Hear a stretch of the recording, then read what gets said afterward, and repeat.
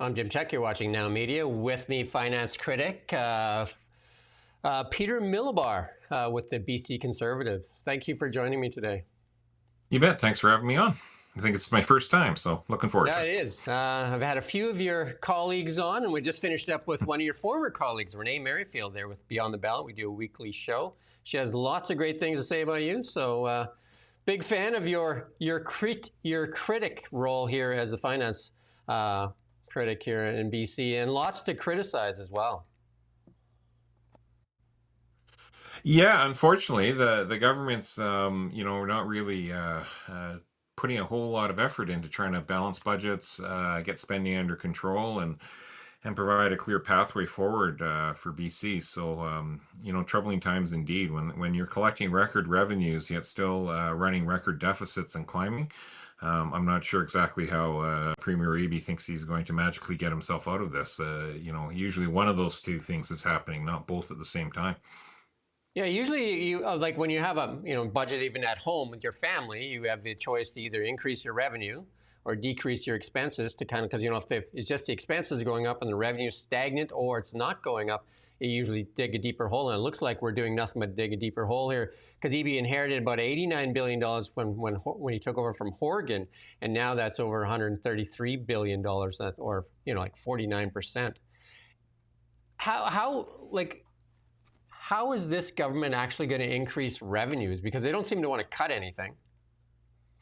Well, and this is my point. I've heard a lot of conversation about, well, the government has to figure out how to increase revenues. Well, we've been setting records year after year after year for the last 3-4 years of revenues coming to government. So the revenues actually haven't been the issue for the government. What has happened, though, is they've increased spending at a much faster rate than those revenues have increased. And in fact, they're not even staying within their spending allotment. So you can understand sometimes when you're projecting, what a commodity price in oil and gas might be for your revenues or a board foot of lumber and things like that you're on an open market. Those will change quarter to quarter. And so your revenue projections might underachieve or go slightly better than expected. But would hope that a government could actually stay to their expenditure plan for the year. And in fact, they overspend at the same time. And so there's just some multiple fundamental problems that government is doing right now within the overall operation of the government that's created problems. And now we find out that when Premier Eby became Premier 2 years ago, BC had no operating deficit. In 2 years, this year's update was $24.5 billion on the operating side as a deficit. That's massive. That's not that usually when you hear about debt and deficit, it's because they really ramped up infrastructure spending, things of that nature. And they always say, well, we're building for the future. Fair enough. That's like a mortgage on your house. But in this case, almost a quarter of that taxpayer-supported debt is operational debt. In other words, paying for the staff, paying for programming, not paying for infrastructure. Yeah, I mean, you made a comment here. You said ERs are still closing, schools are crumbling, and ferries can't run on time. And what are British Columbians getting for all this added debt? Yes, and I think if people could point to two things, normally if an economy was slowing down, you would expect to run a deficit to keep funding those types of programs and services we desperately need in terms of hospitals and education and stuff. I think that's understood. But again, we're collecting record revenues at the same time that's happening. However, we're getting worse results than ever before. So if you just look at healthcare as an example, BC, when the NDP took office, BC was spending about $17 billion a year on healthcare. This year's budget is 38. So they've more than doubled it in 8 years. By every measure, though, almost everything in healthcare has gotten worse. I mean, we were even sending patients to the United States for a couple of years for treatment at for-profit U.S. hospitals because we couldn't manage cancer care in BC. We went from the best in Canada to the worst under the NDP in only a few short years. And so that's really the fundamental problem here is they're not getting a result for the money spent. And the NDP year after year talk about how much money they're spending on any given project or program as the success of that project or program. I would suggest that the taxpayers would like to know what the deliverable they're trying to achieve for that money being spent is, and are they actually meeting that benchmark or not? Because right now, when it's crime and safety, if it's childcare, if it's education from K to 12, if it's post-secondary education, if it's trades training, healthcare, you name it, our results are getting worse and worse and worse every year, despite massive extra sums of money being put on them, those exact programs. Yeah, when Brenda Braley was questioned, she pulled out the excuse Trump, Trump, Trump. But a lot of this stuff is looking back when Trump wasn't even in office yet. So a lot of, that's going to come, like the softwood lumber tariffs and all those things. That's going to actually probably exacerbate or make it even worse in here in British Columbia. Well, it absolutely will. And to be clear, the document we're talking about is last year's fiscal. So that ended March 31st. Trump was president for 10 weeks out of 52 for that document. And the tariffs weren't actually imposed by that point. Obviously, there was a drag. Just him talking about it and the 51st state rhetoric and things of that nature did drag on the economy, no doubt about it. But there was also a lot of advanced buying. People were scrambling to try to fill orders, and especially our exporters, because people in the States were, their customers were trying to get it in before the tariffs took effect. So, if anything, you could almost make an argument that our economy was doing better near the end of that quarter, simply because of the threat of the tariffs. And there will be a catch-up lag, and that's where this first quarter update that will be out in about a month from now, mid-September, will be very telling as well, because that will have a little bit more of that Trump impact on it. But to be clear, and I'm trying not to get too much in the weeds, but last year on the second quarter update, the government had rechanged their projections for this near fiscal that we're in, saying that we'd have a 1.9% GDP growth, and the deficit was going to be around $8 billion, and there would be about $4 billion in contingency spending. Jump forward to the budget being presented in March, again, those projections were done long before Trump was even elected as president. The growth, the GDP growth projected that this year's fiscal plan is built on, was 1.8 instead of 1.9% GDP growth. So nothing to do with Trump. Yet the deficit had already grown from that around $8 billion to $11 billion. And then they removed carbon tax with no actual plan to replace the revenue. And that created another $2 billion hole in net revenue. So, they have a lot to answer for that literally has absolutely nothing to do with what's going on with the United States.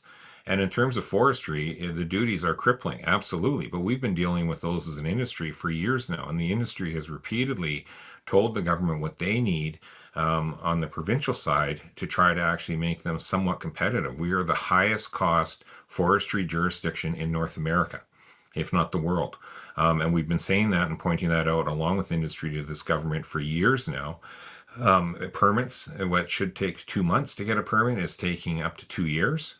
They can't access fiber. We have the veneer plant down in Surrey as we speak that is desperate to try to get 15 truckloads of logs off of Vancouver Island, or they will have to shut down. This is the same veneer plant that Premier Eby touted the veneer soccer ball that he took to Japan only a month and a half ago. If they don't get those logs, they're done. And the government can't even figure out how to get them 15 truckloads just for one specialty plant to continue doing what they're doing to get them to the January 1st where they could get into their new cut allowance. It's this type of bureaucratic nightmare that the forest industry is facing, that yes, the duties and the extra tariffs on softwood are a major impact to them. But there's a bigger drag happening within BC than we're seeing across Canada and indeed down into the United States within the forest sector as well. Yeah, we did a lot of stories on it during the election cycle there, and including, a Canfor's statement is really telling when they said when they kiboshed the investment in Houston there for that new mill, and they said that BC lacks certainty, and then they were going to go forward with their investment, and then they closed Bear Lake, and then also cut production. I think it was in Prince George, and then I also interviewed the VP of AP Planers, and they said that BC is just not a place that you can invest in forestry. And I did talk to Brenda Bailey at the time. She was Jobs and Innovation. She said, "Oh, well, it's bad everywhere." And I said, "Well, in Alberta, it's booming, so it doesn't make sense, And like a lot of people talk about fiber and something. I did interview Eby, and he said too. He even acknowledged that getting permits was a problem. Yet I don't see much change in that though. No, there isn't a change, and this is the problem. The government repeatedly says they're listening, they're studying, they're reviewing. Everyone knows what needs to actually be done. They've been getting told this for literally years now, and they're just not willing to actually take the step to expedite the permits along. And it's almost like there's a disconnect within government and the cabinet where they don't understand how these corporations actually operate. And so it's not that they're not investing at all in forestry. They're just choosing not to invest in British Columbia in forestry. And what happens, and what they don't seem to want to understand, and this happens in Kamloops, we have a pulp mill. That pulp mill is owned by a company, has multiple pulp mills across North America. They want, we'll say, a $50 million piece of equipment to upgrade to keep themselves competitive. Well, they have to go pitch that to their board of directors, and in the back, there's, every other operation they have is pitching their $50 million project. And if that company only has 50 or $75 million to invest that year, it's the rate of in return that's going to come on that. It's the certainty of, will you get your permits in time? Will you have a steady fiber supply to feed that piece of equipment long term over the life of expectancy of the plan?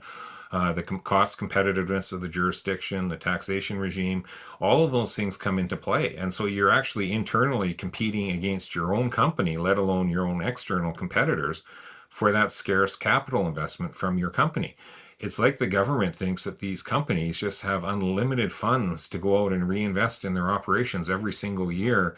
And they don't seem to understand when they keep getting told by industry, it's fine, you want to ignore me, I'm an opposition politician. I can take it, I understand that.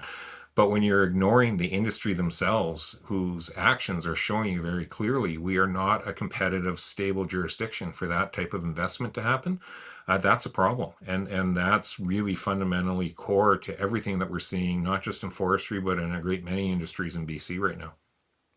BC Ferries. You talk about BC Ferries can't run on time. How does that decision with right now when BC economy needs jobs, it needs that investment capital, and and even Mark Carney and the Liberals say we want to utilize Canadian steel and aluminum, and build one Canada strong, one economy, and then that contract is given to China to build those ferries. How do they justify that? Well, the contract was given to China, and that's because they didn't put in any procurement measures that would create a level playing field to enable a sea span, or the shipyards out in Eastern Canada, or even the ones in Europe in more friendly aligned geopolitical countries. To bid competitively. And so when you're not worried that BC and the rest of Canada is paying an industrial carbon tax, yet China doesn't, well, that factors into the cost of construction for these ships. When you're talking about what the labor cost is, and you don't put any provisions in there, when you don't put provisions in around Canadian steel versus Chinese steel, when you don't put provisions in about work safety provisions within a work site, or age of the employee, or conditions they work in, how do you reasonably overlay those two things? And it's easy enough to say, well, we all get our iPhones from there, and we get a lot, all, most things that we actually buy. Let's face it, as a consumer, but that's at the consumer level. When the government is talking about at a procurement level, surely they can take those bigger geopolitical issues into play and start looking at it and say, okay, in the backdrop of all of this, China was already hitting BC and Canada with crippling tariffs on seafood. They were hitting us with crippling tariffs on things like canola. They've just jacked those up today, actually, on canola again. And so, on the one hand, you have the premier saying, we got to really take a tough stand and we're going to ban U.S. booze from liquor store shelves. Okay, fair enough, because you're mad at the U.S. and we're in a trade fight with them, and that's a stand we can take. Whether you agree or disagree is somewhat irrelevant on that point.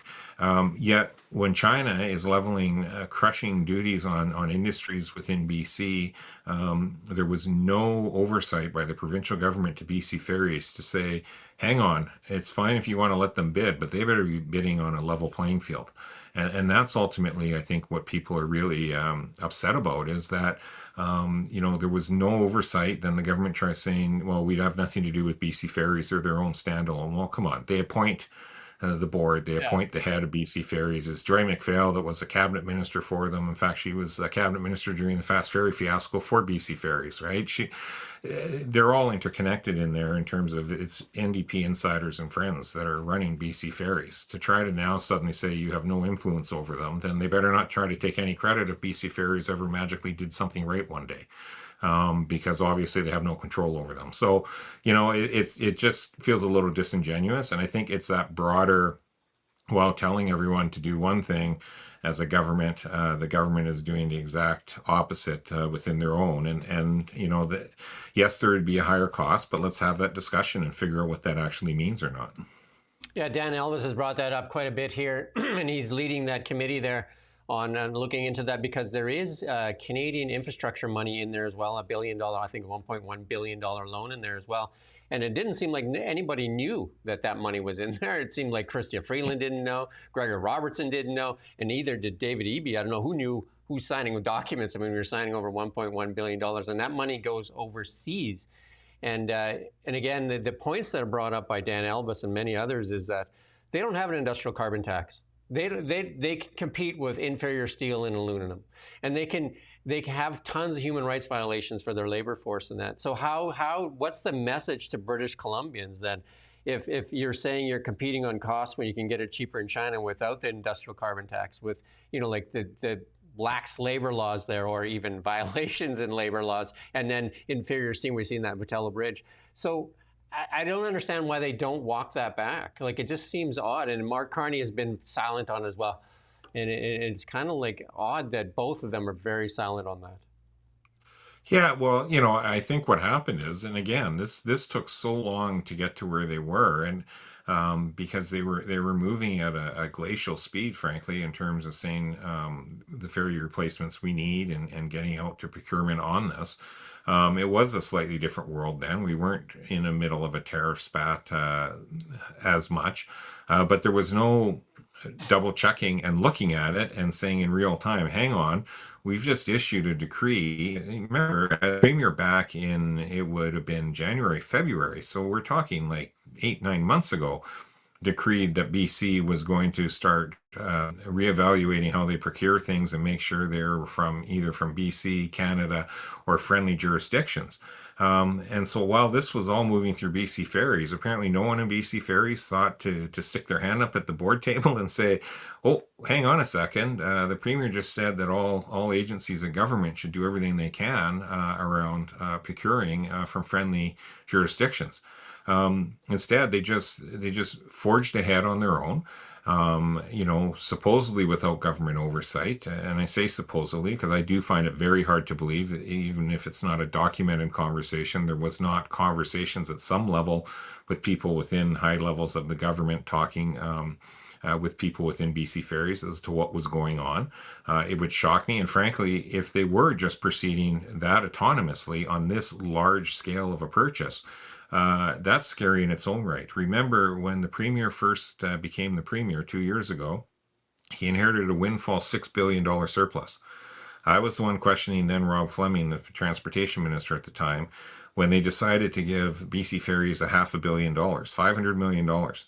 And in the course of the questioning around that, because they had to rush it out the door before the fiscal year end, so they only had a week or so to basically sign the agreement with BC Ferries, it became very clear, and the minister has it on the record, unanswered, that BC Ferries actually hadn't asked for the $500 million. The government just decided to give it to them without even a request. And so, again, on one side, they try to say they have nothing to do with BC Ferries. The next time, they're trying to be the hero and ride in and give them money when they're not even asking for money. Then when it hits the fan, they turn around again and say, well, we had nothing to do with it, and it would cost too much more money to do it. They don't tell us what it would actually do to fares over the amortization of paying for these ferries coming in, what the extra costs actually would mean to fare structure or not. The Premier says, well, he wants ships 5, 6, 7, and 8 built in BC. Well, they better get started on that shipbuilding strategy yesterday to make that happen. We're going to be in the exact same situation. He'll be long gone from office one way or the other by that stage, but that's the problem here. The feds and the province were supposed to be working on a shipbuilding strategy for BC over the last 6 or 7 years to begin with. and it resulted in no ferries being built in BC. So there's a lot of problems with it.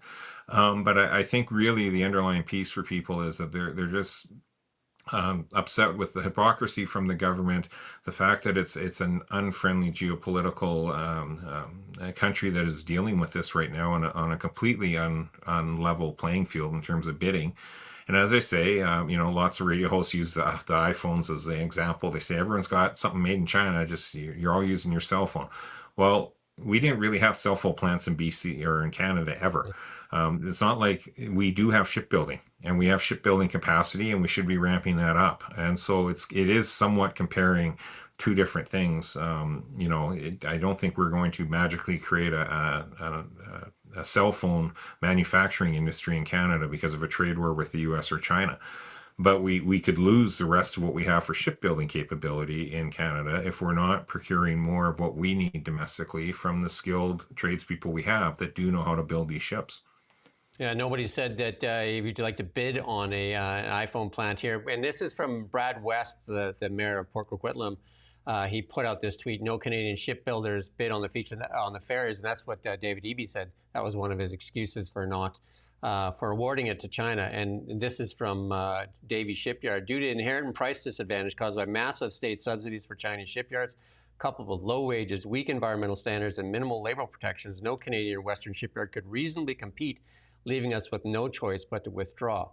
And I did watch the CEO of BC Ferries say, "Oh, one of the factors was cost." And how does any Canadian company compete when they have so many advantages over? And again, you're talking about, you said it, it's government money. It's not like, you and I are deciding whether to buy an iPhone or something from Amazon or Temu or something like that. This is big, that would generate jobs, and for welders, for electricians, for how many people? Plus, it would really tap into that steel and aluminum that's being heavily tariffed right now. Yeah, exactly. And to be clear, I mean, I have a hard enough time typing with my thumbs on my iPhone. I can't imagine the size of the phone I would order from Temu when it actually arrives, because everyone seems to get things that are on a scale I'd never be able to type anything. But no, I mean, that's really the core issue to all of this, and it's really about building resiliency and capacity within our own economy as best we can. We absolutely need trade partners. We need to export. Everything from very small scale manufacturing is a big part of our export world, and a lot of that does go down into the States, right? And so, and not just from Ontario with the car manufacturing, but even within BC, there's a lot of small scale manufacturers on a wide range of issues and items that ship down to the States and ship overseas. And so we always have to be expanding our trade partners, absolutely. But to not recognize that there are some fundamental things that we as a society rely on within our province on a daily basis, ferries being one of them, and figuring out how can we build some capacity within that area, just simply doesn't make sense. We don't do it in the construction industry. We're trying to find reliance within healthcare. We're trying to find reliance even within the medical services side of the world in terms of equipment that gets manufactured, and drug manufacturing. COVID shone a light on that in terms of what we had lost and what we were now trying to build back. If nothing else comes out of this, hopefully there's an awakening and a realization that we need to build back that side of our sector as well within shipbuilding. And all of this ties into your earlier question: is how do you build the revenues for government? You build revenues for government by building the economy. And what that means is, I don't talk to very many trades. I was just at an opening for our trades show home that gets built. The university kids do the construction industry oversees it. Proceeds of the lottery goes to the Y in Kamloops. It's been going for 36 years. Most successful in Canada. It's the first one. It's still the only one that runs every single year. Those tradespeople, future tradespeople, I don't hear them complaining that they have to pay income tax. They might like to pay a little bit less from time to time or things like that, but they will pay their fair share of income tax. But you need to have them employed for them to be paying that income tax. That's how you can build an economy. But you need our job creators. You need industry to be on a competitive advantage, so that they can hire those people. Yes, they need to pay tax as well, but the NDP seem to think a business is a dirty word. They vilify the construction industry nonstop, and then they turn around when they're in a housing crisis and say that they need them and they need the private sector to step up their investment and build more units and everything else. And then the very next press release, they're slamming those same people for profiteering off of housing. Well, how do you build your next house if you don't make a little bit of money as the builder on the house you just sold? It's just simple fundamental economics. And in the meantime, the people that were constructing that pay their taxes. I looked at, if we removed PSD on new construction, and these are numbers from the Canadian Home Builders Association. At the time, it was around $3,500 a unit cost to government. That if you remove the PST off of all those construction materials, net is about $3,500. But for every housing unit you build, you collect about $13,000 in income tax off the builders, all the various builders that touch that project for their time allotment into building that housing unit. Well, if you could ramp up more units being built, slightly cheaper construction price, net to the government is still $10,000 a unit. And you have more housing units getting on the market, which would actually bring the affordability into play. I don't see how that's a downside. But this government doesn't think that way. This government would rather actually tax the builders even more, tax the tradespeople even more, and then turn around and wonder why the cost of the house just went up and fewer houses are being built. And so there's just a fundamental lack of want on their part to truly supercharge our economy. And that's when forestry has trouble getting permits. That's impacting, the fallers. That's impacting the truck loggers. That's impacting the sawmills. That impacts the pulp mills. You can't have a pulp mill without a sawmill, and you can't have a sawmill without a pulp mill, because the waste chips from one person's waste becomes the other person's pulp. And so you need the two to be in sync with each other. And that's a lot of jobs. That's just the direct jobs. And so this government doesn't seem to see what the ramification of stalled permits and a drag on the economy actually is, let alone the overall tax structure. How do you go? I mean, I'll end with this question for you, and I'll leave it there, and you can do what you want with it. How do we start to instill confidence in capital to come back into British Columbia to build that pulp mill, to build that sawmill, to get Canfor to come back and in the trades and get BC Ferries and built here in BC? How would the Conservatives go about instilling that confidence? Yeah, I think there's a couple things we have to be very realistic about. Getting a new build large mill of a pulp or sawmill type operation will be next to impossible, frankly. But what we need to do is we need to maintain and protect what we have and make it a climate where the Canfors and Gorman Brothers of the world and all of those feel that it's worth reinvesting in and modernizing and continuing to upgrade their existing operations, so that they actually can continue to operate as they have for 100 years in this province. And how you do that is, there's multiple steps that need to happen. But first and foremost, there needs to be certainty around permitting. There needs to be certainty around permitting timelines, most importantly, so people know, a reasonable length of time that they're going to have to wait for a yes or a no. They actually need to get a yes or a no. They can't just keep getting this kick the ball down the field and think that this investment's going to wait. They need to make sure that we do have taxation at a corporate level and at a personal level that is competitive with other jurisdictions. And so, every industry is a little bit different, absolutely. But when you look at and when you talk to, say, a small business person, which still is a large portion of our overall economy, and let's not lose sight of that. It's not just the employer's health tax changes. It's not just the changes to WorkSafe premiums. It's not just the changes to sick days. Any one of those things they could have handled. What they're facing now is there's 5 or 6 or 7 cost pressure changes that this government has implemented on them. And it's the cumulative effect of all of those that are making them no longer competitive.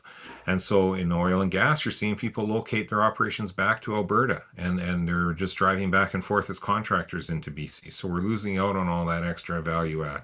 We're seeing the same in mining. We're seeing it in forestry. We're seeing it on the big operations. And so that's really at its core. They talk about attracting doctors into BC from the United States and nurses. Well, nurses make more, significantly more than they do in BC. So do doctors.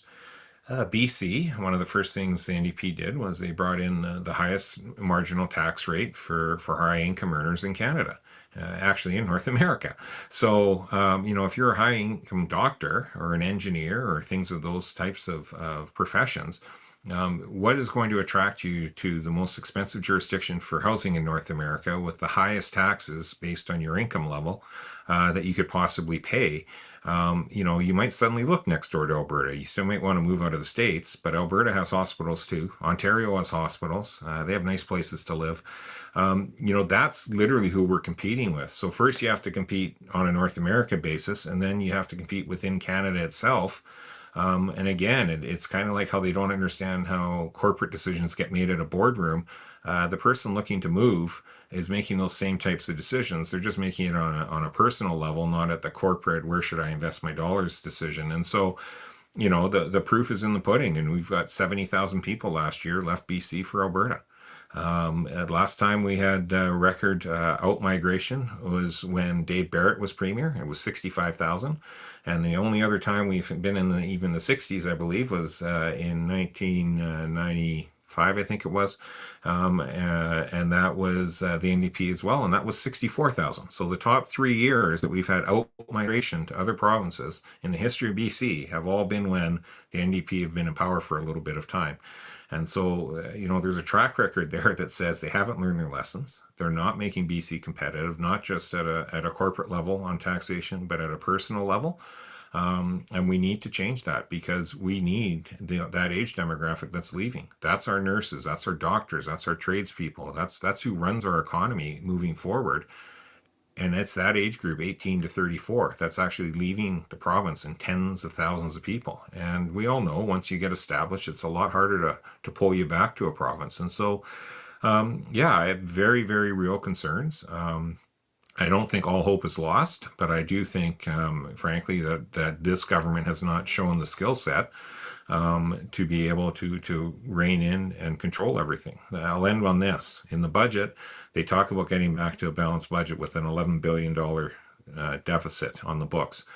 And the minister showed $300 million in savings this year, but she won't tell us where the savings is going to come. Then she showed $600 million next year and $600 million in year 3 of the 3-year plan. And she even just recently keeps talking about it gets $1.5 billion in savings. The problem is it's spread out over 3 years. The second problem is it's not $1.5 billion because she confirmed to me that $300 million will be the first $300 million in savings. Next year, they've double counted that $300 million as part of the $600 million. So $600 million total. And then in the third year, when they talk about $600 million, it's the same $600 million as in year 2. So essentially what they have said is once they find $600 million in savings, they're done looking with an $11 billion deficit and growing. All indications are it's probably going to jump to about $15 billion. So, they're not serious about finding the savings. And we're not saying slash and burn. The NDP will say that, there's the BC Conservatives saying cut, cut, cut, cut, cut. What we're saying is there was a lot of waste within government. And it's not just about buying paper clips more efficiently. If they dialed their spending back by just 2%, that would save over $2 billion a year. If they kept their spending within the expense envelope they announced they're going to spend, that would save another $2.5 billion a year. So there's a very quick $4 to $5 billion you could find that I would suggest if the government is running that efficiently, that a 2% efficiency across the board is going to bring government to its knees and services to its knees, we're in big trouble as a society. And so, I don't buy into the NDP's fear-mongering tactics of saying that, the BC Conservatives will just slash and burn everything. I don't think you need to do that. I think there are very serious and real ways you could demonstrate a true pathway to getting back to a balanced budget while you grow the economy. So let's say you grow the economy a couple $1 billion at the same time. Well, now you're up to $6-7 billion out of that 13 billion. So there are ways to do it without overly shocking the system, bringing some fiscal discipline in and making sure that expenditures at a reasonable level are being scrutinized properly and we're just not being overwhelmed with bureaucracy and crippling operating deficits. Yeah, and you'll have your chance to get your message across to the next time there's an election to maybe convince some British Columbians not to flee for Alberta or for especially the youth, because that is the future of British Columbia, no matter how you look at it. And if you don't have the youth, you don't have the taxation base as well. And I do thank you for your time, and I'd love to chat with you again, especially after they put out that update here in September. I'm going to be talking with Brenda Bailey, so I mean, after that, it'd be great to talk with you again. Yeah, absolutely. Anytime. You have my contact info. So yeah, I'm always love to chat and get the message out to the broader public. So look forward to it. Thank you. Thank you for your time, and thank you for watching Now Media. We don't just report the news. We live here too. We're your neighbors, bringing you stories that matter to all of us. No government funding, no outside influence. Kelowna